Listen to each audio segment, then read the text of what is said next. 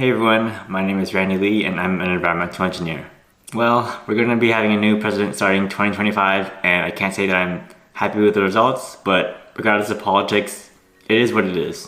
Today in this video, I'm going to be going over Trump's proposal in his Project 2025 plan, specifically what it talks about regarding the environment. So as an environmental engineer, I'm going to be breaking down its key points and sharing my thoughts on it. I won't be going over the entire document because that'll just take way too long, but I believe I'll be covering the major points. Alright, so let's first talk about the key points in this plan. So Project 2025 envisions a smaller, more localized EPA. Their approach focuses on cooperative federalism, shifting powers to states, and minimizing federal intervention. The idea is to prioritize compliance over enforcement and measure success using simplified metrics. This means fewer national mandates and more resilience on local decision making. So here's my take. So I'm half and half on this. I agree that different states will have different stances, especially for example, me living in California. We have a much more strict regulation than other states. I believe that it can be annoying to some businesses that don't really care too much about the environment, but because I'm sort of biased, I'm leaning towards preserving the environment within reason, of course. I agree that we're doing a good thing.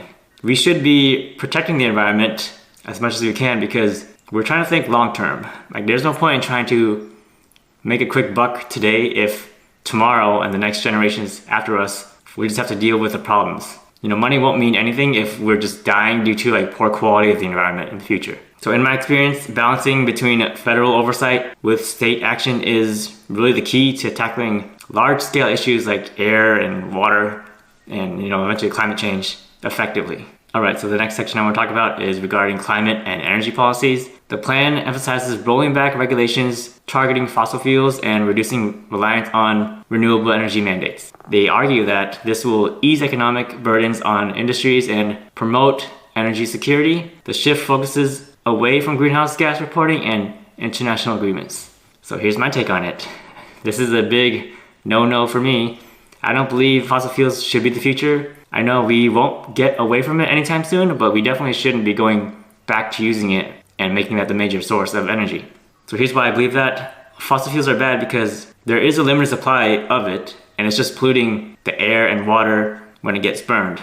Yes, we need the energy, but there's a devastating trade-off to acquire that type of energy. Use it when we absolutely need to, and if there's no other alternatives, but seriously, it's called alternative energy. We have alternative energy sources for a reason. I know even alternative energy isn't a good fit for every state because it depends, but we could still use our brains here, choose which ones make sense given the location and energy source. It's not a one-size-fits-all approach, but for sure fossil fuels is not the answer.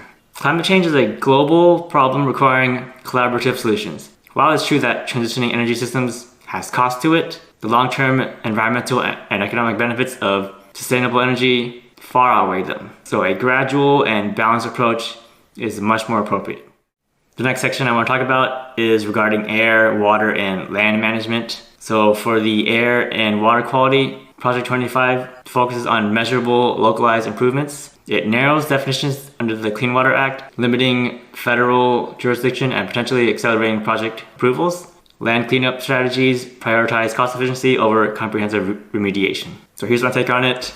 This is a pretty broad statement, although I do agree that localized improvements are better because no one in the world knows more about what's wrong with that specific area besides the people that live in that specific spot. They're the locals, so they should know what's going on. So there are some parts of the project that I actually do agree with. Next is regarding the Clean Water Act. This could be pretty biased to me since I work for the water board, but narrowing definitions in the Clean Water Act might not be a good thing. We all want water to be clean, and I say that because even though that water that you see that's used in amusement parks, for example, that water may be reused and eventually end up being your drinking water. All the water that we have right now, if you really think about it, could have been dinosaurs' pee. That's how far off it is, relative to time.